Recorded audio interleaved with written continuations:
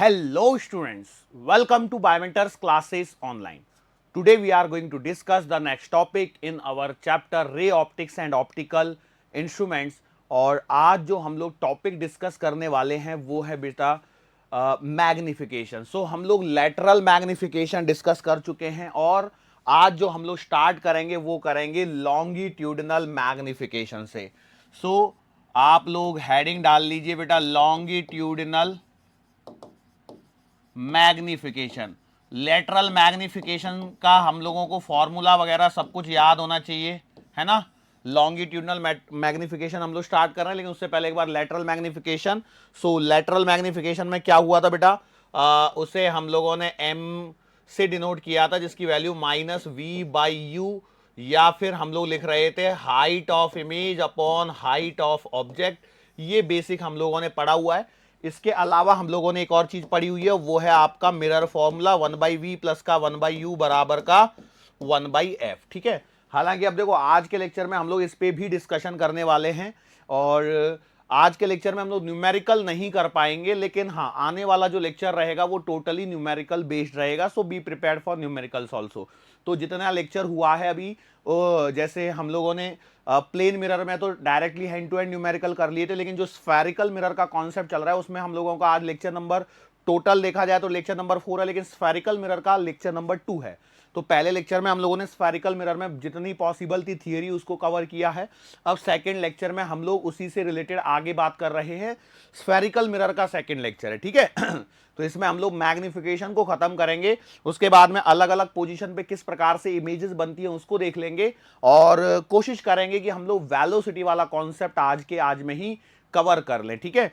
So let us start with the topic longitudinal magnification. अब ये longitudinal magnification किस प्रकार से होता है, क्या होता है, तो मान के चलो देखो, यदि यहां पर आपके पास में एक मिरर रखा है, ठीक है, ओके. अब यहां पर कोई एक ऑब्जेक्ट को रख दिया जाए. क्या कर दिया जाए बेटा, एक ऑब्जेक्ट को रख दिया जाए. लेट्स से मैंने यहां पर एक छोटे से ऑब्जेक्ट को रखा है और देखो ये छोटा सा जो ऑब्जेक्ट है इसकी जो लेंथ है वो है du, ठीक है.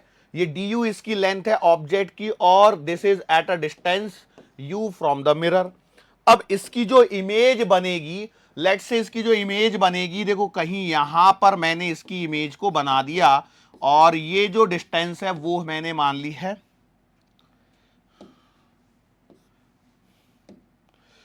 v मान ली है और जो लेंथ ऑफ द इमेज है उसे मैंने dv मान लिया. ध्यान से देखिए मैंने क्या चीजों को कंसीडर किया हुआ है और किस प्रकार से हम लोगों ने लिखा है. सो अब यहां पर हम लोगों ने ये जो लिखा हुआ सेक्शन आपको दिख रहा है ये है आपका लेटरल मैग्निफिकेशन का, जिसमें बोला गया है कि भैया लेटरल मैग्निफिकेशन जब हम लोग बात करते हैं तो हम लोग लिखते हैं height of image divided by height of object. Image की हाइट अपॉन ऑब्जेक्ट की हाइट का जो रेशियो होता है वो आपको लेटरल मैग्निफिकेशन प्रोवाइड कर देता है. अब हम लोगों को यहां पर जो पढ़ना है वो है लॉन्गिट्यूडनल मैग्निफिकेशन. तो यहां पर क्या हो रहा है कि देखो, जब पहले केस में हम लोगों ने पढ़ा था तो उसमें क्या हाइट से रिलेटेड चीजें थी. अब यहां पर क्या हो रहा है ना, ये विड्थ से रिलेटेड चीजें. तो इसका मतलब ये कि आगे चल के हम लोगों को एरियल मैग्निफिकेशन भी पढ़ना है, ठीक है. सो अभी इसको देखते हैं बेटा लॉन्गिट्यूडनल मैग्निफिकेशन में क्या हो रहा है. तो बिल्कुल सिमिलर वे में जैसे वहां किया है वैसे ही यहां पर भी करेंगे. सो लॉन्गिट्यूडनल मैग्निफिकेशन को जनरली हम लोग ml से डिनोट कर देते हैं और इसे लिखते हैं बेटा length of image divided by length of object, ठीक है, लेंथ ऑफ ऑब्जेक्ट. अच्छा, तो इसका मतलब तो ये हो गया कि हम लोग सीधा सीधा कह सकते हैं ml बराबर dv बाई du. यस और नो. क्या हम लोग डायरेक्टली इस प्रकार से कह सकते हैं, तो आप बोलोगे यस कह तो सकते हैं, लेकिन क्या होगा ना, देखो अब आपको ये जो चीजें चल रही है, अब क्या है कि यहां पर पॉइंट आता है और वो आता है कि मान के चलो आपका ऑब्जेक्ट शॉर्ट है, मतलब हम लोग छोटे ऑब्जेक्ट्स के लिए बात कर रहे हैं जिसमें डीवी और डीयू नहीं दिए हुए होंगे, ठीक है. तो फॉर शॉर्ट ऑब्जेक्ट्स यहां पर आपको डीवी क्या है और डीयू क्या है ये आपको पता नहीं है, तो इसी को आपको कैलकुलेट यहां पर करना होगा. तो इसको किस प्रकार से कैलकुलेट करेंगे, अरे क्या हो गया डीवी और डीयू को किस प्रकार से कैलकुलेट करेंगे? अब देखो, कई लोग बोलेंगे सर आपने तो वहां पे बताया है। क्या हो गया, चल नहीं रहा है क्या? ओके, मैंने ये कह रहा हूं कि मैंने वहां पर तो हमने डीवी इसकी लेंथ है, डीयू इसकी लेंथ है, वो तो बताई हुई है, मेंशन करी हुई है, लेकिन फिर ऐसा क्यों कह रहे हैं कि यहां पर आपको पता नहीं है? तो रीजन ये है कि आपको वो एग्जामिनर ऐसा नहीं देने वाला है। वो क्या देगा कि एक छोटा सा ऑब्जेक्ट दे देगा और बोलेगा कि वो इतनी दूरी पर रखा हुआ है, उसकी इमेज इतने पर बन रही है, इटसेट्रा इटसेट्रा। तो उस पर आपको ये लेटरल मैग्निफिकेशन का कॉन्सेप्ट यहां पर क्या करना होगा, अप्लाई करना होगा। तो भैया हम लोग किस प्रकार से अप्लाई करेंगे उसको जरा देखते हैं। तो हम लोग जानते हैं 1/v प्लस का 1/u बराबर का 1/f होता है, ठीक है। अब इसमें सोचिए वेरिएबल कौन हो सकता है? क्या आपकी फोकल लेंथ वेरी करेगी? नहीं, वो आपने एक बार स्फेरिकल मिरर को निकाल लिया है तो उसकी फोकल लेंथ फिक्स हो गई है। u और v बेटा ये वेरी कर सकते हैं, क्योंकि यदि मैं ऑब्जेक्ट की डिस्टेंस को मिरर से चेंज करूंगा तो मुझे बदले में मिरर सॉरी इमेज की भी डिस्टेंस चेंज होते हुए नजर आएगी। तो हम लोग यहां पर करते हैं differentiation with respect two variables, यही हमारा कॉन्सेप्ट चलता है, यस और नो। तो ऐसा करने पर अब देखो 1/x का डिफरेंशिएशन याद कीजिए -1/x² होता है, तो आप लिखेंगे माइनस का 1/v² इंटू डीवी। क्यों लिखा गया है? क्योंकि विद रिस्पेक्ट टू वेरिएबल कर रहा हूं। बेसिक मैथमेटिक्स में सब कुछ सिखाया हुआ है। और आगे लिखेंगे तो कितना आएगा बेटा? माइनस का 1/u² इंटू डी और बराबर 0। क्यों? फोकल लेंथ कांस्टेंट और कांस्टेंट का डिफरेंशिएशन 0 होता है। तो जरा इसे हम लोग यदि थोड़ा सा एडजस्ट करने की कोशिश करेंगे तो मुझे मिलेगा, देखो कितना, माइनस का dv/v²। इसको उधर ले जाता हूं तो ये मिलेगा माइनस का माइनस नहीं, प्लस का du/u²। du कितना मिलेगा बेटा? u² मिलेगा, यस और नो। सो इट इंप्लाइज, मैं इधर उधर एडजस्ट करता हूं तो मुझे मिल जाएगा dv/du बराबर माइनस का v²/u², यहां पर मिलते हुए नजर आएगा, यस और नो। अब यहां पर थोड़ा सा यदि आप गौर फरमा पा रहे होंगे तो देखो ये क्या है, ये है v/u²। मतलब क्या मैं इसे v/u का स्क्वायर लिख सकता हूं? बिल्कुल लिख सकता हूं। और v/u का स्क्वायर मतलब m का स्क्वायर। तो भैया मैं कह सकता हूं कि जो लॉन्गिट्यूडनल मैग्निफिकेशन होता है, जिसे मैंने स्मॉल m और कैपिटल L लिखा है बेस में, that will be equals to minus time का m²। तो ये कॉन्सेप्ट्स हैं, ये फॉर्मूले हैं, ये सवाल बनाते हैं आपके लिए डायरेक्टली। एक बात को ध्यान रखिए, यदि हम लोग अपने एनसीईआरटी को देखें तो उसमें तो सीधा लेक्चर चालू ही स्फेरिकल मिरर से होता है। प्लेन मिरर के बारे में इतना कुछ वहां पर दिया ही नहीं है, लेकिन हम लोगों को पढ़ना ही है, क्योंकि कब एग्जामिनर इसमें से क्वेश्चन डाल दे, nobody knows about it. So this is the simple concept, longitudinal magnification when the objects are of short length. लेकिन यदि आपके पास में ऑब्जेक्ट की लेंथ बड़ी हो तो उस केस में आप किस प्रकार से लिखेंगे, दैट इज द क्वेश्चन। तो हम लोग लिख सकते हैं यहां पर कि फॉर लॉन्गर ऑब्जेक्ट्स, तो किस प्रकार से लिखेंगे भैया? तो देखो ये लिखा जाएगा ml बराबर माइनस का v1 minus v2 divided by u1 minus का u2। अब ये u1 u2 वगैरह क्या है? तो भैया देखो फोकल लेंथ से, जैसे आपके पास में ऑब्जेक्ट कोई बड़ा आ गया, तो आप क्या कह सकते हो भैया? आप सिंपल सी बात कह सकते हो कि जैसे ये आपने मिरर ले लिया, ठीक है, अब मैंने मान लिया इस पे ये प्रिंसिपल एक्सिस ड्रॉ कर दी और मेरे पास में कोई तो भी लंबा सा ऑब्जेक्ट रखा हुआ है। तो ये वाली जो साइड है इसकी लेंथ यदि मैं u1 मान लूं, यहां से ये वाली साइड को यदि मैं u1 मान लेता हूं और इसकी ये वाली जो साइड है इसे मैं u2 मान सकता हूं, यस और नो। तो उस केस में क्या हो जाएगा कि भैया आपके पास में जो इसकी इमेज बनेगी, अब देखो वो कहीं पर भी बन सकती है, कोई ऐसा जरूरी नहीं है। और वो ये है कि मान के चलो मैं देखो यहां पर बस जस्ट टेम्पररी ले रहा हूं, ये आपका v1 वाला हिस्सा हो गया और ये वाला v2 वाला हिस्सा हो गया। तो ये पॉसिबल है कि नहीं है? तो बिल्कुल पॉसिबल है। तो उस केस में आपको करना क्या है कि यहां पे आपको u1 u2 v1 v2 अलग अलग देखना पड़ेगा।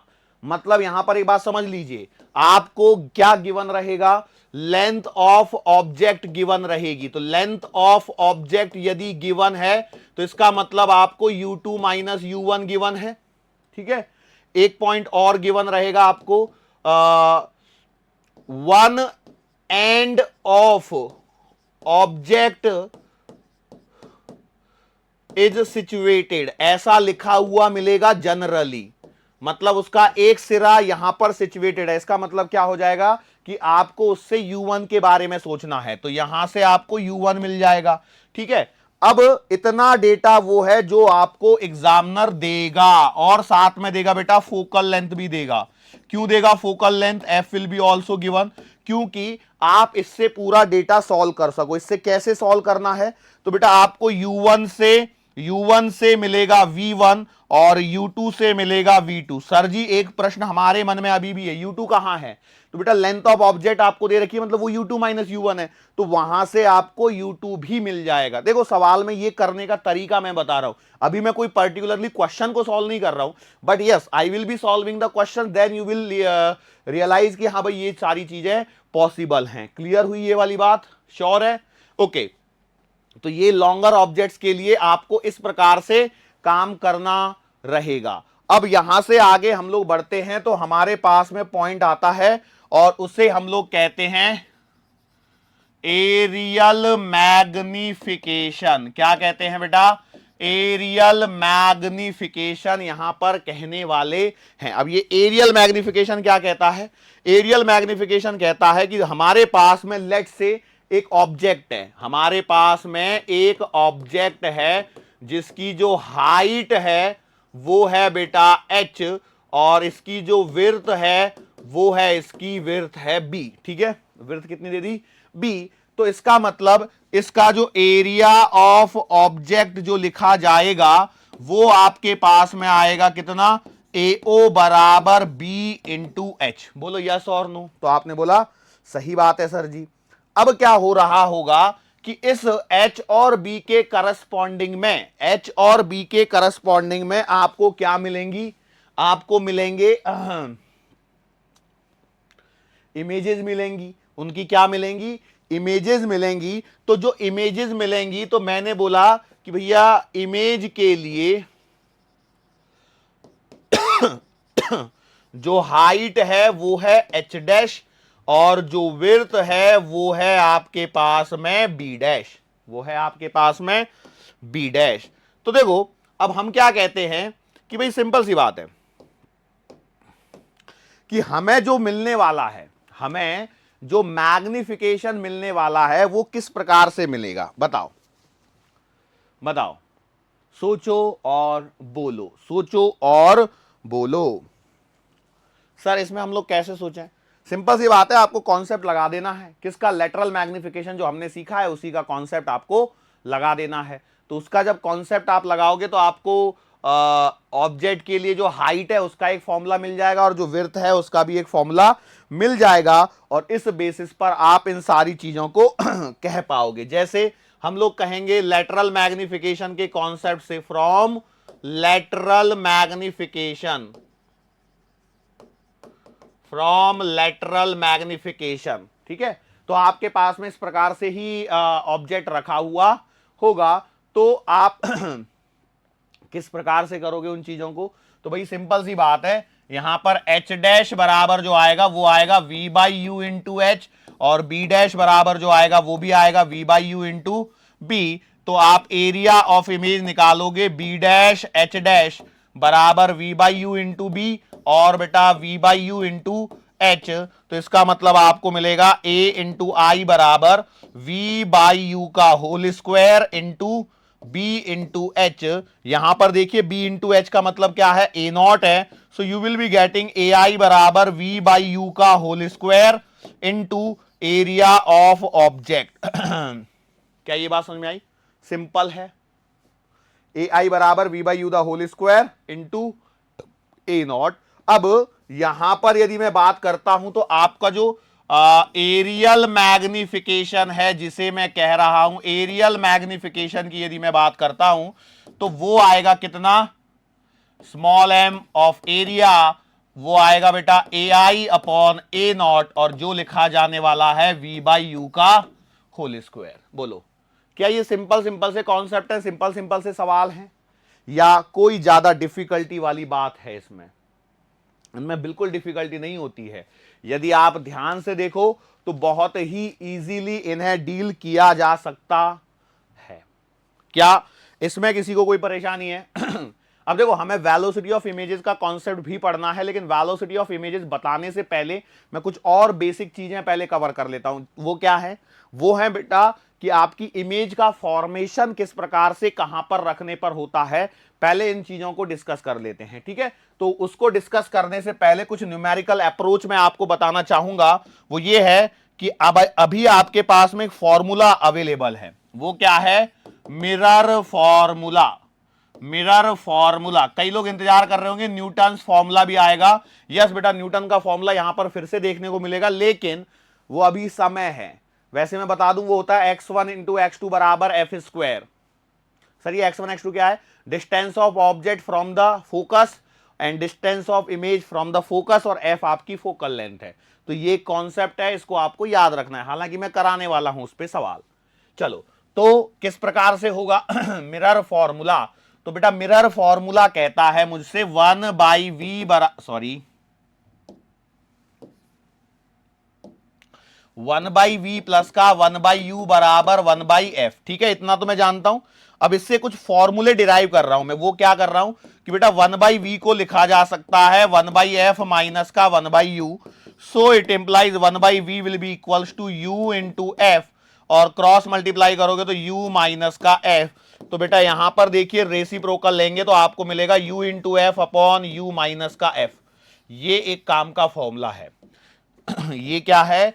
एक काम का फॉर्मूला है, आप लोगों को डायरेक्ट याद होना चाहिए। इमेज डिस्टेंस बराबर u into F upon you minus का f। अब देखो, अब ये फॉर्मूला सबको याद होना चाहिए। क्यों क्यों याद होना चाहिए सर जी? क्योंकि इस पे हम लोग डायरेक्टली न्यूमेरिकल करेंगे। अब मैं आपको बता दूं, हमारे जो कुछ स्टैंडर्ड सवाल रहेंगे उसमें क्या होगा कि हम लोग एक मिरर लिया करेंगे जिसकी फोकल लेंथ 20 या 30 रहा करेगी, और एक ऑब्जेक्ट लिया करेंगे जिसको 20 या 30 सेंटीमीटर पर रखेंगे। तो आपका डेटा जो है वो v की जो वैल्यू है वो जनरली 60 आया करेगी। सॉरी सर, करके बताओ, करके बताएंगे, रुको तो सही, थोड़ा सा धैर्य रखो बेटा, ठीक है? अच्छा, और कुछ कर सकता हूं क्या मैं? और भी कर सकता हूं चाहूं तो। वो ये है कि इसी फॉर्मूले को यदि मैं थोड़ा सा आगे बढ़ाता हूं तो 1 बाई एफ बराबर आएगा 1 बाई वी प्लस का 1 बाई यू, तो है ही है। तो मैं लिख सकता हूं 1 बाई एफ बराबर यू इंटू वी, तो ये लिखा जाएगा u प्लस का v। सो आप एक फॉर्मूला लिख सकते हो f बराबर u into v upon u plus का v। अब क्या होता है ना, बुक्स में ये फॉर्मूले डायरेक्टली यूज किए जाते हैं, और स्टूडेंट सोचता है ये फॉर्मूला तो सर ने कभी पढ़ाया ही नहीं था, ये कौन सा फॉर्मूला बीच में अचानक से आके टपक गया। और दूसरा प्रॉब्लम क्या होता है मैं बताता हूं, यहां पे u और f वगैरह की जो वैल्यू होती है उनको हम लोग along with the sign put करते हैं। We put these values along with the sign, और जब साइन के साथ में पुट करते तो यहां पे कभी प्लस दिखने लगता है, कभी माइनस दिखने लगता है, और बच्चा हैरान परेशान सा घूमता है, अरे ये क्या हो रहा है, कहां से आ रहा है, हमें तो समझ में नहीं आ रहा। समझ में आएगा, बशर्ते आपको ये जो फॉर्मूले हैं वो याद होने चाहिए, ठीक है? ऐसे ही सिमिलर वे में हमको करना है, किसके लिए? एक और बच गया है ना, 1 बाई यू वाला बच गया, चलो उसको भी करते हैं तो मैं लिखूंगा, देखो पहले तो 1 बाई वी प्लस का 1 बाई यू बराबर 1 बाई एफ लिखना, ये तो मेरा परम कर्तव्य है। तो अब मैं इसको सॉल्व करता हूं, तो मैं क्या लिख सकता हूं? मैं लिख सकता हूं बेटा 1 बाई यू बराबर 1 बाई एफ माइनस का 1 by v, so it implies 1 by u बराबर एलसीएम लोगे तो आएगा v इंटू एफ, तो ये आएगा v माइनस का f। Taking reciprocal you will get u बराबर v into F upon v minus का f। यहां पर आपने यदि ध्यान से देखा हो तो क्या हुआ है सिचुएशन, बताइए जरा फटाफट से। रिकॉल ऑल फॉर्मूला, जो तीनों सीखे हैं उनको रिकॉल करिए। पहला सीखा है 1 बाई वी प्लस का 1 बाई यू बराबर 1 बाई एफ, दूसरा सीखा है v बराबर u into F upon you minus का f। देखो यहां पर इंटू का साइन है, u into F upon you minus का f। फिर सीखा है u बराबर आएगा तो v into f divided by v minus का f, और एक सीखा है एफ बराबर u into v divided by u plus का वी। सारे फॉर्मूले एक ही बार में आ गए क्या?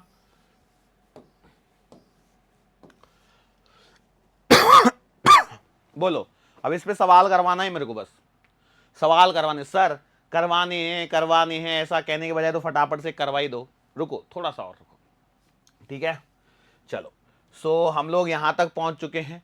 और क्या है हमारे पास में जिन चीजों को हम लोगों को देखना है, तो हम लोग क्या करते हैं, सुनो। एक क्वेश्चन बनता है, एक क्वेश्चन है, N object is placed at a distance x from focus in front of concave mirror, its image is formed, इसकी जो इमेज है, its image is formed at a distance y from focus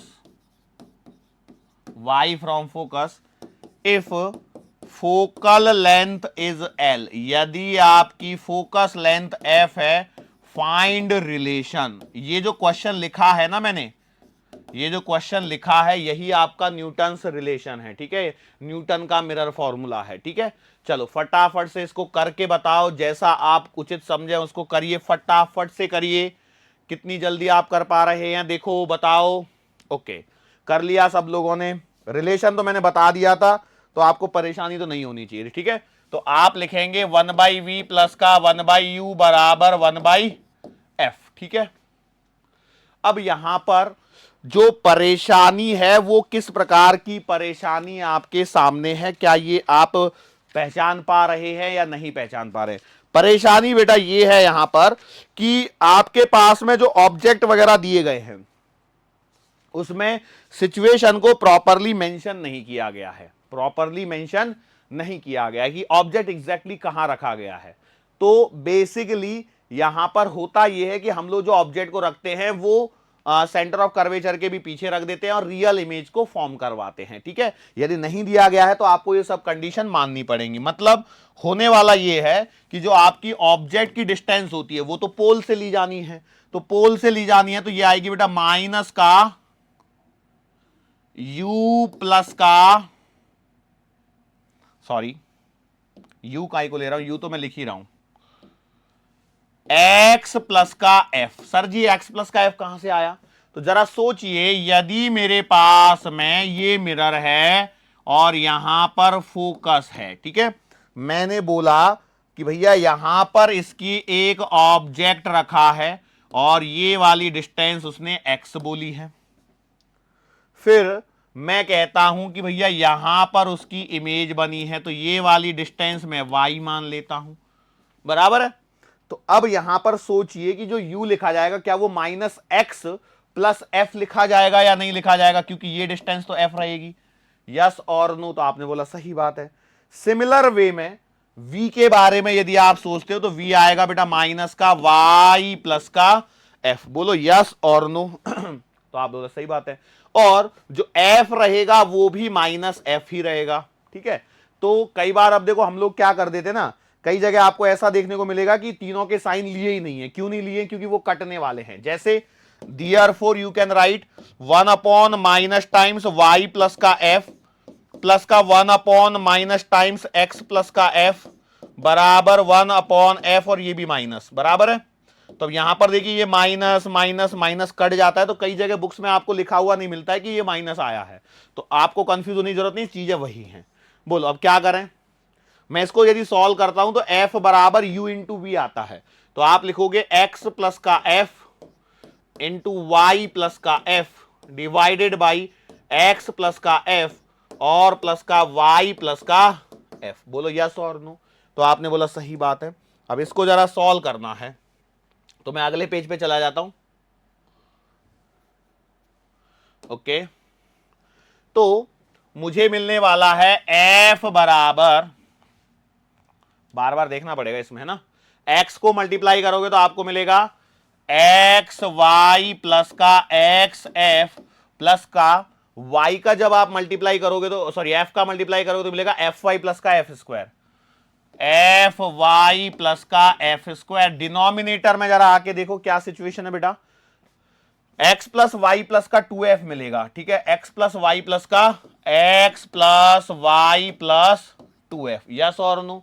तो आपने बोला सही बात है, इसको क्रॉस मल्टीप्लाई कर लो तो आपको मिलेगा कितना बेटा, एक्स एफ प्लस का वाई एफ प्लस का 2f स्क्वायर, और इधर में यदि आप देखोगे तो आपको मिलेगा एक्स वाई प्लस का एक्स एफ प्लस का वाई एफ प्लस का एफ स्क्वायर, यस और नो? फटाफट देखो क्या यही मिल रहा है, क्या कैंसल हो सकता है, एक्स एफ से एक्स एफ, वाई एफ से वाई एफ, और आपके पास में बचेगा बेटा 2f स्क्वायर बराबर एक्स वाई प्लस का एफ स्क्वायर।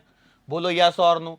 इस एक एफ स्क्वायर को इधर लेके आ जाओगे तो आपको मिलेगा क्या बेटा, 2f स्क्वायर माइनस का F square, means you will be getting F square बराबर का X Y, so you can write F बराबर under the root of X Y, ठीक है, ये है आपका न्यूटन्स फॉर्मूला, ठीक है, ये क्या है आपका न्यूटन्स फॉर्मूला है। यही कॉन्सेप्ट अगली बार आपको जब आएगा लेंस में, तब मैं डिराइव नहीं करवाऊंगा, इसको ध्यान रखिए, ये अभी मैं किसके लिए करवा रहा हूं, मिरर के लिए, तो वहां आएगा F1 F2 बराबर एक्स वाई, क्यों, वहां पर लेंस के लिए बेटा दो फोकल लेंथ होती हैं, ठीक है, तो लेंस के लिए दो फोकल लेंथ होती है, तो F1 F2 बराबर एक्स इंटू वाई, अभी से नोट डाउन करके रख लीजिए, क्योंकि जब लेंस पढ़ाया जाएगा तब ये फॉर्मूला नहीं बताया जाएगा, पहले से ही यहां पर जब हम लोग क्या पढ़ रहे हैं, मिरर पढ़ रहे हैं, तो मिरर में इसको कवर कर लिया गया है, तो इसका मतलब ये है इसको वहां पर हम लोग स्किप करते हुए चलेंगे। बेसिकली एक आपका क्वेश्चन है और कुछ भी नहीं, एक एग्जांपल है, ठीक है, क्लियर हुई बात ये वाली, श्योर है? ओके चलो, सो अब हम लोग आपके मिरर से इमेज फॉर्मेशन की तरफ आगे बढ़ सकते हैं।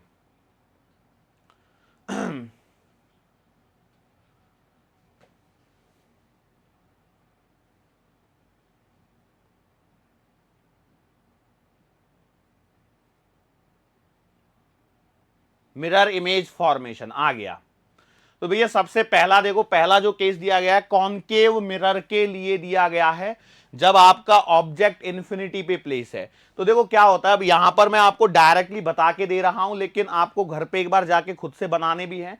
जब आपका ऑब्जेक्ट इंफिनिटी पे रखा हुआ है तो वहां से जो लाइट रेज आएंगी, these light rays will be parallel to principal axis. तो आपने एक लाइट रे को माना जो यहां पर प्रिंसिपल एक्सिस के क्या आ रही है, पैरेलल आ रही है इस ऑब्जेक्ट से।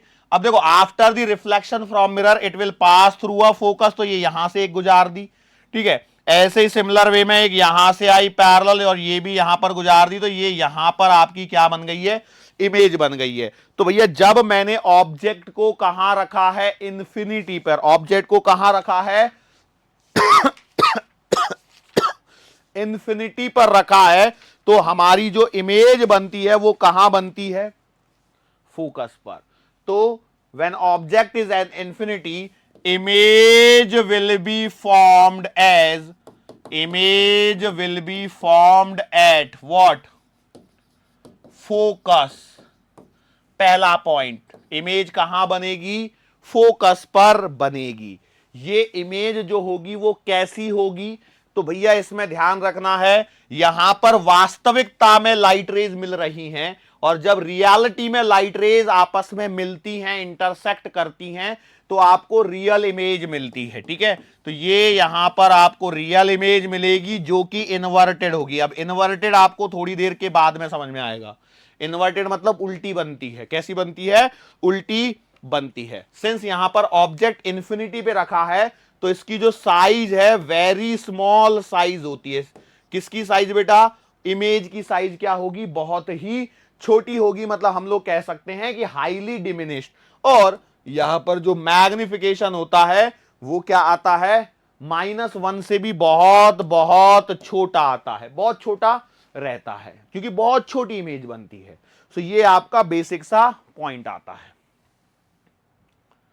अगला देखो, when object is place behind the centre of curvature. अब हमने क्या किया है, देखो ये आपका सेंटर ऑफ कर्वेचर का पॉइंट है, ये आपका फोकस है, और बेटा ये मेरा यहां पर एक ऑब्जेक्ट रखा हुआ है। तो मैंने क्या किया, एक लाइट रे को पैरेलल चलाया और उसको फोकस से गुजार दिया, ठीक है, और दूसरी लाइट रे को मैंने सेंटर ऑफ कर्वेचर से गुजारा, जो टकरा के वापस उसी डायरेक्शन में आ जाती है। तो आपकी जो इमेज बनेगी वो कहां बनेगी, तो भैया देखो इमेज जो बनेगी कब, जब आपका ऑब्जेक्ट को सेंटर ऑफ कर्वेचर के बिहाइंड, इन टर्मिनोलॉजी पर फोकस करिए बेटा, behind the centre of curvature मतलब इस मिरर से दूर है ये, ठीक है, तो बिहाइंड मतलब पीछे। तो इमेज कहां बन रही है, देखो सेंटर ऑफ कर्वेचर और फोकस के बीच में, तो हम लोग लिखेंगे between centre of curvature and focus, पहला पॉइंट। दूसरा पॉइंट, इमेज कैसी बनेगी, रियल या इमेजिनरी, तो भैया देखो ये जो लाइट रेज है ये वास्तविकता में आपस में एक दूसरे को प्रतिच्छेद कर रही हैं, इंटरसेक्ट कर रही हैं इंग्लिश मीडियम। तो यहां पर जो इमेज बन रही है वो रियल रहेगी, उल्टी इमेज बन रही है, क्योंकि देखो हम इस पॉइंट से इमेजेस को देख रहे हैं, तो यहां पर ऐसा ही पॉइंट होना चाहिए, तो बेटा ये इन्वर्टेड रहेगी। अच्छा, बड़ी बन रही है या छोटी बन रही है, तो आप कहेंगे छोटी बन रही है। छोटी बन रही है मतलब स्मॉल रहने वाली है। कैसी रहने वाली है, स्मॉल रहने वाली है, और यदि स्मॉल है तो एम की वैल्यू क्या आएगी, एम की वैल्यू आएगी लेस देन -1, मतलब -2 -3 ऐसे टाइप में। तो एक बात को ध्यान रखिए, मैग्निफिकेशन यदि नेगेटिव आ रहा है तो इसका मतलब इमेज कैसी बन रही है, आपने दो केसेस देखे हैं अभी तक, रियल बन रही है, इन्वर्टेड बन रही है, और छोटी बन रही है, ठीक है। चलो आगे बढ़ते हैं। ये इसका मेरे को बहुत फायदा हो गया, देखो ये इमेजेस डायरेक्टली मेरे पास रेडीमेड अवेलेबल है। इसका फायदा देखो क्या हो गया पता है, मुझे टेंशन नहीं लेना है अभी क्या करूं करके, नहीं तो इसको सबको बनाना पड़ता है और कई बार इमेज थोड़ी सी टेढ़ी मेढ़ी सी बनती है। अब देखो अगला है, when the object is place at the centre of curvature, जहां सेंटर ऑफ कर्वेचर है वहीं आपने ऑब्जेक्ट को रख दिया है, तो जो इमेज फॉर्म होगी, image will be formed at centre of curvature itself, ठीक है। उसकी रियल होगी या इमेजनरी, तो भैया देखो ये जाके ये यहां पर आई, ये जाके ये यहां पर आई, देखो ठीक है, ये फोकस से गुजारी तो ये यहां से गुजारी। सर सेंटर ऑफ कर्वेचर में से लाइट रे क्यों नहीं गुजार रहे आप, वो तो सीधी ऐसे ही आ जाएगी यार, फिर फायदा क्या हुआ करने का, क्लियर। तो कहां बनेगी, सेंटर ऑफ कर्वेचर पे बनेगी, ये आपकी रियल रहेगी, इन्वर्टेड रहेगी, और सेम इन साइज रहेगी। क्या रहेगी बेटा, सेम इन साइज रहेगी। इसका मतलब m का आंसर आएगा -1, मैग्निफिकेशन m का आंसर कितना आएगा, -1 आएगा। क्लियर है, यस और नो, ओके। चलो आगे बढ़ते हैं अगले पे। When object is place in between the centre of curvature and focus, तो हम ऑब्जेक्ट को धीरे धीरे मिरर की तरफ सरका रहे हैं। तो आप ध्यान से देखिए, जब इमेज को, ऑब्जेक्ट को इन्फिनिटी पे रखा था तो आपकी इमेज फोकस पे बनी थी, फिर सेंटर ऑफ कर्वेचर के पीछे रखा तो आपकी इमेज सेंटर ऑफ कर्वेचर और फोकस के बीच में बन गई, बराबर है। जब एग्जैक्टली सेंटर ऑफ कर्वेचर पे रख दिया तो आपका इमेज जो है वो सेंटर ऑफ कर्वेचर पे ही बन गई। अब ऑब्जेक्ट को थोड़ा सा और सरका दिया पोल की तरफ तो इमेज और खिसक गई इधर में। तो जब आपका ऑब्जेक्ट को सेंटर ऑफ कर्वेचर और फोकस के बीच में रखा जाता है, तो देखो ये आपने ऑब्जेक्ट को रखा, यहां से लाइट रे चली parallel to principal axis, it will pass through focus, यहां आ गई। एक लाइट रे मैंने ऐसे भेजी जो कि सेंटर ऑफ कर्वेचर से जानी चाहिए थी, तो ये यहां पर चली गई, यहां पर आपको इमेज मिल गई।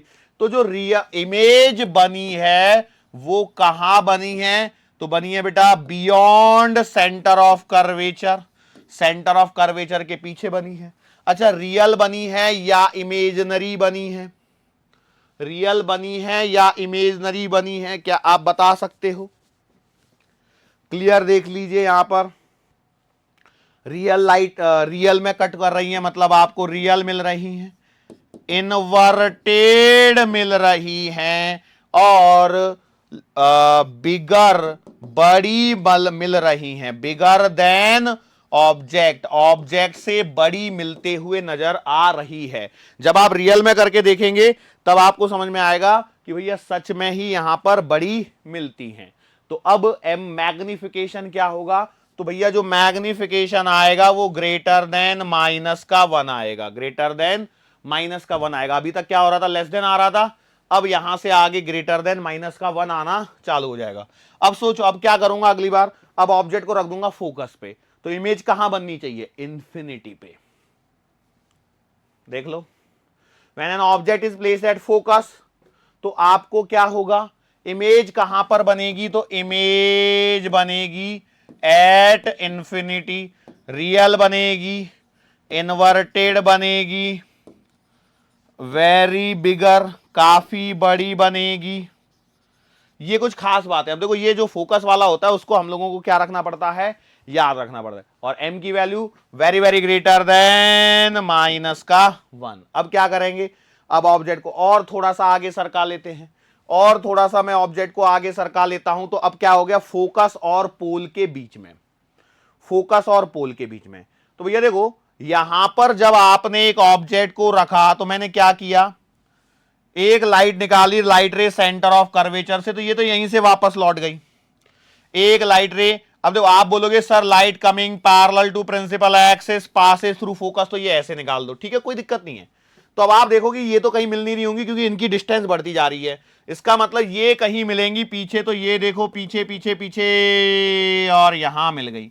सर ये वाली लाइट रे कौन सी है, ये वो है जो आप एक यूज करते हो पोल के लिए, तो पोल पे जाती है तो उतने ही एंगल पे रिफ्लेक्ट हो जाती है, तो यहां से भी आप निकाल सकते हो, तो ये यहां मिल गई, ठीक है। अब वास्तविकता में देखो ये लाइन डॉटेड लाइन है, यहां पर जो लाइट रे है वो मिल नहीं रही है, हम लोग उनको बता रहे हैं कि मिल सकती है, ऐसा लग रहा है कि वहां से आ रही हैं। तो जो इमेज बनती है वो बनती है बिहाइंड मिरर, कहां बनती है, मिरर के पीछे, और बेटा ये होती है वर्चुअल इमेज। कैसी इमेज होती है, वर्चुअल इमेज। रियल इमेज और वर्चुअल इमेज में क्या अंतर होता है, रियल इमेजेस वो इमेजेस होती है जिन्हें हम लोग स्क्रीन पर ले सकते हैं, और वर्चुअल इमेजेस वो होती हैं जिन्हें हम लोग स्क्रीन पर नहीं ले सकते। अच्छा वर्चुअल हो गई। अच्छा और इन्वर्टेड है कि कैसी है, तो बेटा ये है आपकी इरेक्ट, मतलब सीधी सीधी बनी है। दूसरा है साइज के बारे में, तो बेटा बिगर साइज की बनी है, बराबर है। और कौन सा रह गया, बस हो गया। अच्छा हाँ, m की वैल्यू की यदि मैं बात करूं तो m जो है इस बार देखो क्या होगा, m will be greater than +1, +1 से बड़ा रहेगा। क्यों, प्लस जब m आता है तो आपका मतलब समझ जाइए आप वर्चुअल इमेज की बात कर रहे हैं। ये पॉइंट्स होते हैं, इनको ध्यान रखना पड़ता है, इन पे सीधे सीधे कई बार सवाल बन जाते हैं और वो आपको करते आने चाहिए, ठीक है। अब इससे आगे और कहां सरकाओगे, इससे आगे अब जगह बचिएगा नहीं। ये हो गया पूरा कॉनकेव। कॉनकेव में देखो ये क्या है, ये वो सरफेस है जो रिफ्लेक्टिंग सरफेस है, ठीक है। रिफ्लेक्टिंग सरफेस आपको कैसी दिख रही है, केव जैसी दिखती है, तो उसे हम लोग कहते हैं कॉनकेव मिरर, उसे हम लोग कहते हैं कॉनकेव मिरर। अब हम लोगों को आगे जो पढ़ना होता है वो है कॉन्वेक्स मिरर। अब कॉन्वेक्स मिरर में भी हम लोग कह सकते हैं ये ऑब्जेक्ट को इन्फिनिटी पे रख दो।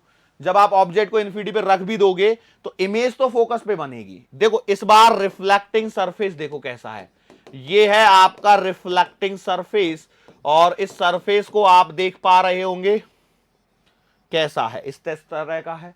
तो ये क्या कर रहा है, कॉन्वेक्स है, ये क्या है, कॉन्वेक्स है।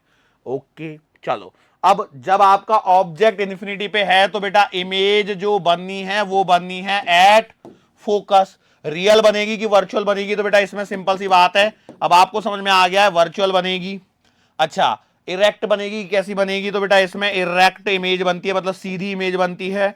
डिमिनिश्ड बनती है, मतलब छोटी बनती है बेटा। और क्या है, बस हो गया काम, यस और नो। तो अब इस बार जो m का आंसर आएगा वो जो है वो लेस देन +1 आएगा, बस इतना सा फर्क है। क्लियर हुआ। अब इसमें आप कहीं पे, अब इसमें देखो ये फोकस है तो ये सेंटर ऑफ कर्वेचर है, बराबर, ये फोकस है, ये सेंटर ऑफ कर्वेचर, तो इसके अंदर थोड़ी इमेज को घुसा दोगे आप भाई, इसके अंदर थोड़ी ऑब्जेक्ट को घुसा के रख दोगे अंदर में ले जाके, नहीं, आपको ऑब्जेक्ट तो इसके सामने रखना पड़ेगा यदि इमेज बनवानी है, तो कि मिरर के अंदर ऑब्जेक्ट रख के इमेज देखोगे, ऐसा तो नहीं होगा। तो यही पॉसिबिलिटीज हैं। अब इन्फिनिटी की जगह आप उसके सामने कहीं तो भी रख दो, तो सामने कहीं रख दोगे तो वही सिचुएशन आएगी। क्या होगा कि भैया हमने मानी एक लाइट रे ऐसी जो सेंटर ऑफ कर्वेचर से पास होनी चाहिए, लेकिन ये इसके यहीं से टकरा के तो वापस चली जाती है एक्चुअली। तो गेटिंग माई पॉइंट। और ये एक कोई भी रे ले ली जिसको मैंने क्या कर दिया बेटा, जितने एंगल पे आई उतने ही एंगल पे रिफ्लेक्ट कर दिया, तो वो वापस से फोकस पे गुजार दी यहां पे, है ना। अच्छा नहीं सॉरी, ये पैरेलल वाली थी, है ना। चलो ठीक है, कोई बात नहीं, उतना समझदार हैं आप। मतलब ये क्या है, this is the light ray which is coming parallel to the principal axis और फोकस से होके गुजर रही है। यहां पे थोड़ा सा डायग्राम में क्या हो गया, खिंच गया है ये, उससे मुझे लगा पहले कि ऐसा होगा करके, कोई बात नहीं। लेकिन एट द एंड जो इमेज बनने वाली है वो कहां बनेगी, इमेज कहां बनेगी, तो बेटा इमेज बनेगी between pole and focus, between pole and focus, real की वर्चुअल, वर्चुअल क्योंकि यहां पे लाइट रेज वास्तविकता में नहीं मिल रही है बल्कि मिलती हुई प्रतीत हो रही हैं, वास्तविकता में नहीं मिल रही हैं बल्कि मिलती हुई प्रतीत हो रही है, तो ये यहां पर वर्चुअल इमेज होगी, ठीक है। और क्या होगा, डिमिनिश्ड होंगी, मतलब छोटी होंगी, और कैसी होंगी, इरेक्ट होंगी, कैसी होंगी, इरेक्ट होंगी, मतलब सीधी खड़ी हुई होंगी, यस और नो। और m की जो वैल्यू है वो कैसी आएगी, लेस देन +1 आएगी। ये कुछ डेटा है, इस पर स्ट्रेट फॉरवर्ड सवाल एग्जामिनर आपसे पूछ लेता है। क्या इन सवालों को आप कर पाओगे? ओके, सो मैं उम्मीद करता हूं इन चीजों को आप लोग कर पाओगे। अब आपको एक होमवर्क वाला काम देता हूं। देखो होमवर्क वाला काम क्या है, आपने कोई व्हीकल देखा होगा, ठीक है, ये आपका होमवर्क है, क्योंकि लेक्चर को हम लोग आगे देखो वैसे चाहें तो खींच सकते हैं, फिर वेलोसिटी वगैरह वाले कॉन्सेप्ट को पूरा कंप्लीट कर सकते हैं। देखते रुको, पहले होमवर्क तो बता दूं क्या है। आपने ये मिरर का एक कॉन्सेप्ट है, मिरर के कॉन्सेप्ट में क्या कहा जा रहा है, मिरर के कॉन्सेप्ट में कहा जा रहा है कि आपके पास में एक रिफ्लेक्टिंग सरफेस होनी चाहिए। क्या होनी चाहिए, रिफ्लेक्टिंग सरफेस होनी चाहिए, यस और नो। मैं बोला सही बात है। अब मिरर कितनी जगह पे, आप व्हीकल में जो मिरर्स यूज होते हैं, ठीक है, तो व्हीकल में देखो मिरर दो जगह पे यूज होते हैं। एक तो ये साइड मिरर यूज होता है, साइड मिरर काई के लिए, उसमें एक कभी आप किसी भी गाड़ी के व्हीकल को देखना जो ओरिजिनल कंपनी से फिटेड आते हैं, उसमें लिखा रहता है ऑब्जेक्ट्स, क्या लिखा रहता है यार, objects behind the are closer than they appear, ऐसा कुछ तो लिखा रहता है, objects behind the mirror are closer than they appear, ठीक है, ऐसा कुछ तो भी लिखा रहता है। तो आपको एक तो ये साइड मिरर पे फोकस करना है। और आपने कभी एक हेडलाइट देखी है, हेडलाइट, तो हेडलाइट में भी वहां पर एक रिफ्लेक्टिंग सरफेस और वहां पर भी एक मिरर जैसी ही सिचुएशन बनती है। तो आपको यहां पर होमवर्क है कि भैया आपको बताना है कि यहां पर कौन से मिरर का इस्तेमाल किया जाता है, कॉनकेव है, कॉन्वेक्स है, दोनों में कॉनकेव है, दोनों में कॉन्वेक्स है, कि ऊपर कॉनकेव नीचे कॉन्वेक्स है, या ऊपर कॉन्वेक्स नीचे कॉनकेव है, या कहीं आपके दिमाग में चल रहा होगा कि प्लेन मिरर है। जो आप सोच पा रहे हो उसे आप सोचिए और यहां पर बताने की कोशिश करनी है। ये आपका होमवर्क है। ये क्या है आपका बेटा, this is your homework which you will have to complete it at any cost, किसी भी कीमत पर आपको इसे पूर्ण करना है। कर पाओगे या नहीं कर पाओगे? सर कोशिश तो करके देखेंगे, एक बार होगा तो ठीक है, ढूंढेंगे कहीं ना कहीं तो कुछ ना कुछ तो लिखा हुआ मिल ही जाएगा। चलो कोई बात नहीं, ढूंढ के तो करो, पर करना जरूरी है। देखो क्या होता है ना, कई बार है ना, हम लोग ढूंढने का भी कष्ट नहीं करते हैं। यदि इतना भी कष्ट नहीं करोगे तो काम नहीं चलेगा। तो थोड़ा सा ढूंढने का कष्ट आप लोग करना और आप इन चीजों को जरूर देखना, ठीक है। Are you getting my point और नॉट? ठीक है, okay, so let us start with the next topic, that is velocity of images in mirror.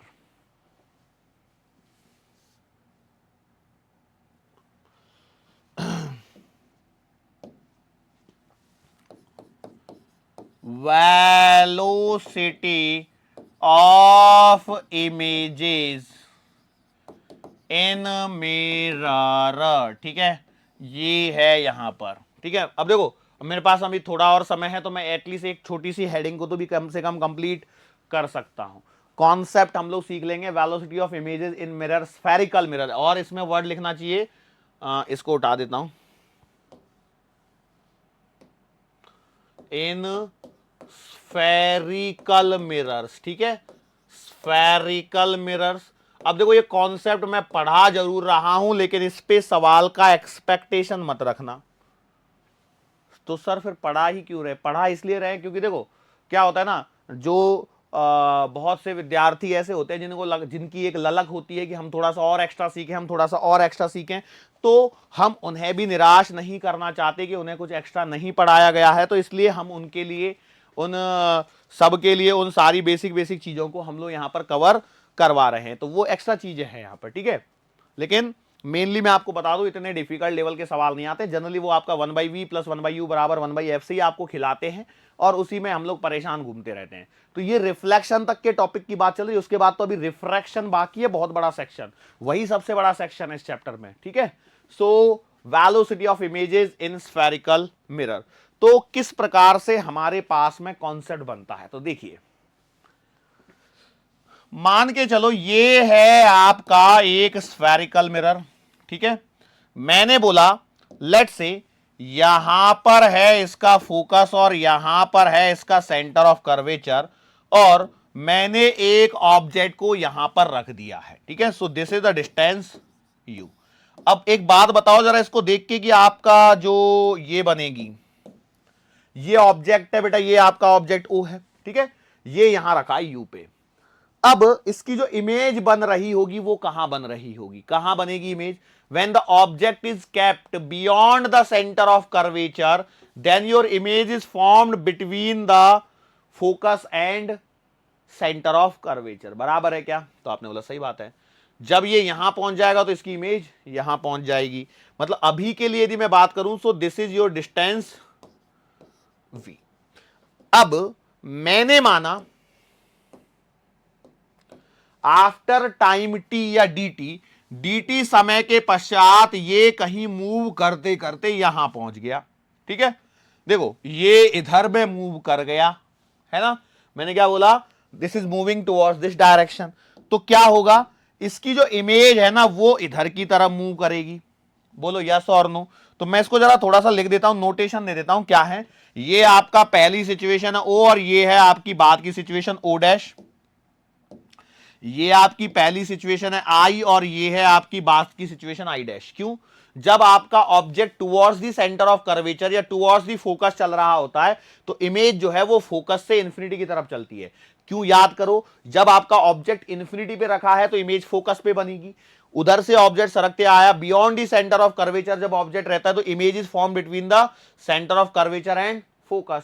When the object is kept at center of curvature, then image is also formed at center of curvature, but it is inverted. जब आपका object जो है centre of curvature और focus के बीच में रहता है तो आपकी जो इमेज है वो सेंटर ऑफ कर्वेचर के पीछे बनती है, और जब आपका ऑब्जेक्ट फोकस पे आ जाता है तो आपकी जो इमेज है वो इन्फिनिटी पे बनती है। यस और नो? जैसे जैसे सरकाते जाते हैं वैसे वैसे इमेज उधर सरकती जाती है, और यदि फोकस के आगे चले गए फिर तो आपको वर्चुअल इमेज मिलने वाली है। रियल इमेजेस के लिए यहां पर ये सारी कहानी चल रही है, इस बात को ध्यान रखें। ओके, अच्छा, इसका मतलब यह है कि dt टाइम में जितना आपका ऑब्जेक्ट इधर सरका है उतना ही आपकी लगभग, या हो सकता है कम या हो सकता है ज्यादा, इमेज यहां पर सरकी है। यस और नो? मतलब क्या है, there is change in v, there is change in v corresponding change in u in time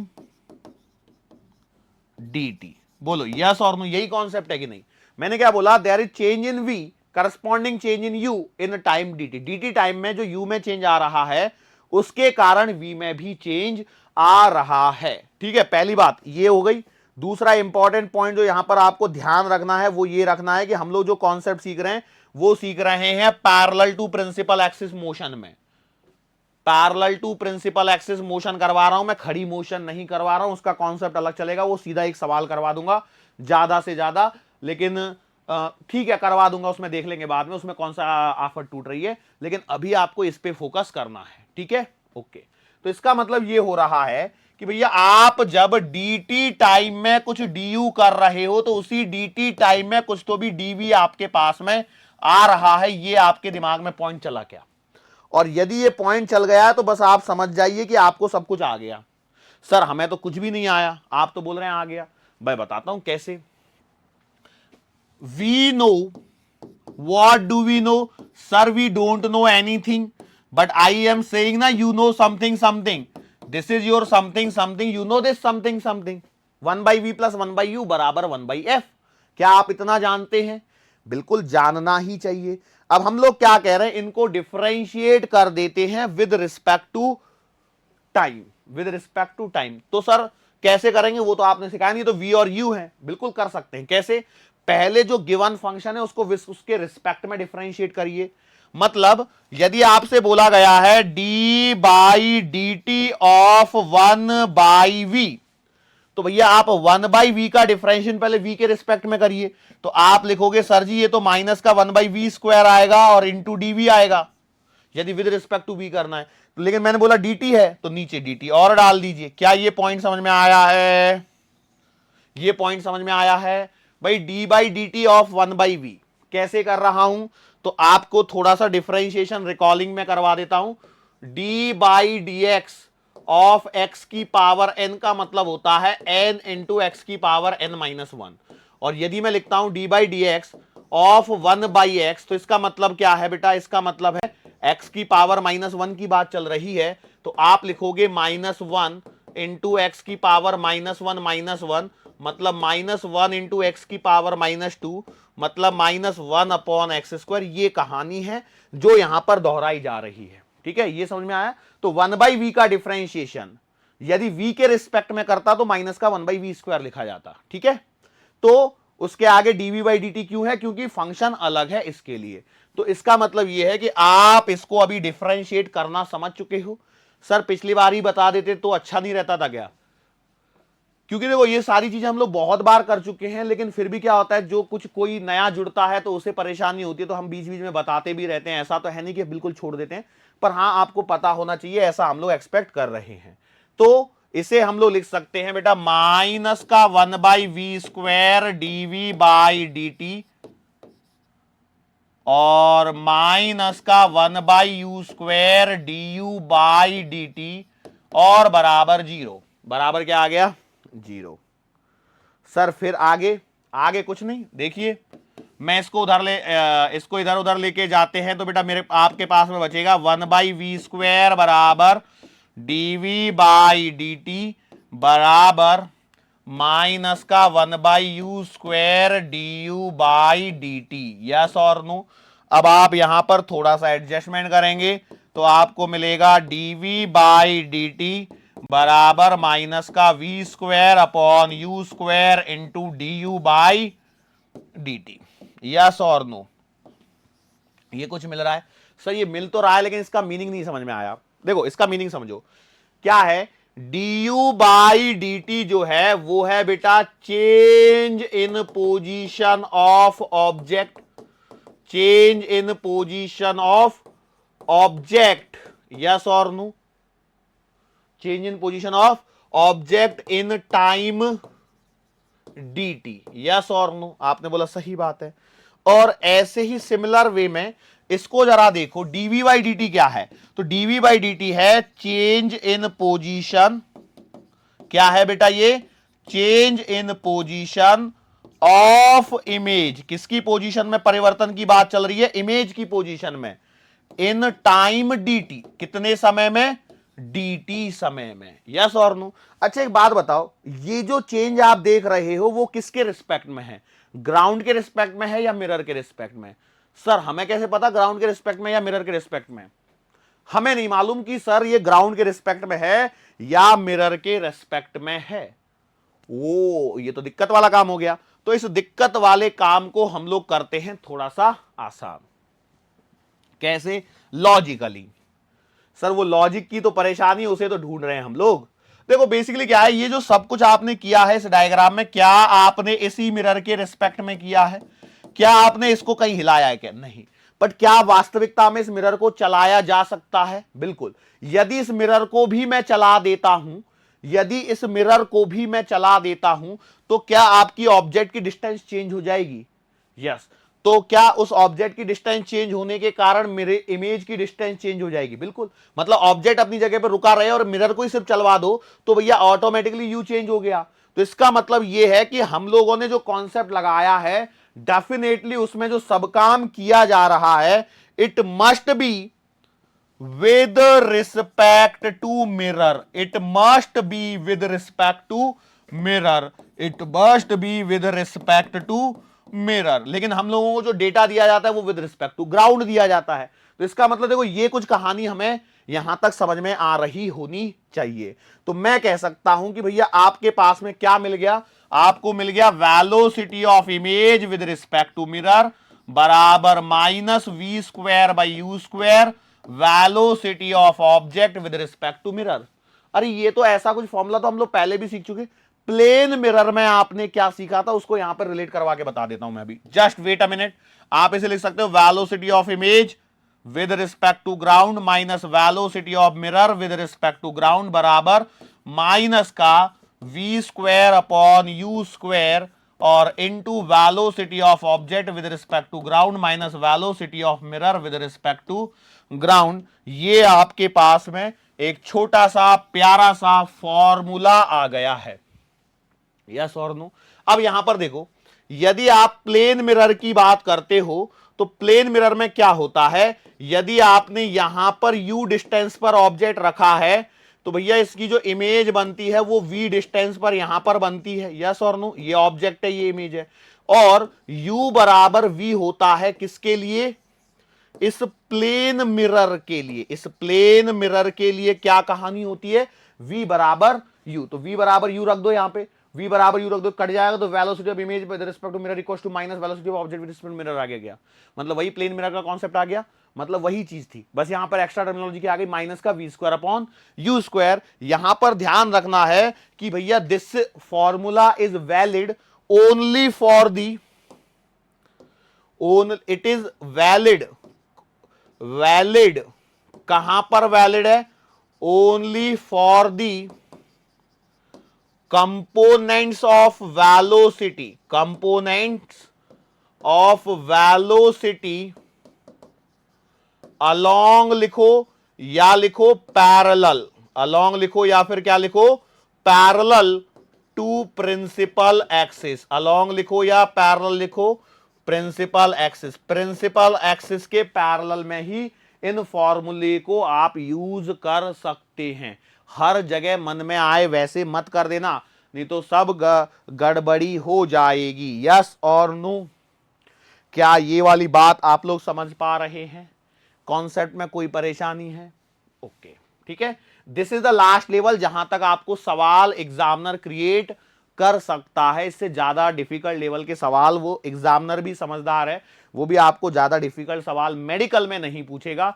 हालांकि इसके आगे हमारे पास कॉन्सेप्ट आता है कॉम्बिनेशन ऑफ मिरर्स, मतलब अलग अलग कॉम्बिनेशन के मिरर लगा देते हैं, ये लगा दिया वो लगा दिया और आपसे इमेज बनवाता है। ठीक है, सेकंड रिफ्लेक्शन वाला जो कॉन्सेप्ट प्लेन मिरर में सीखा है, तो उसे भी हम लोग डिस्कस जरूर कर लेंगे थोड़ा सा, थोड़ी देर, बट छोड़ेंगे नहीं, टेंशन मत लीजिए। ठीक है, सो इसके साथ में बेटा हम लोग अपने आज के सेशन को, बेटा आज के लेक्चर को यहां पर समाप्त करते हैं।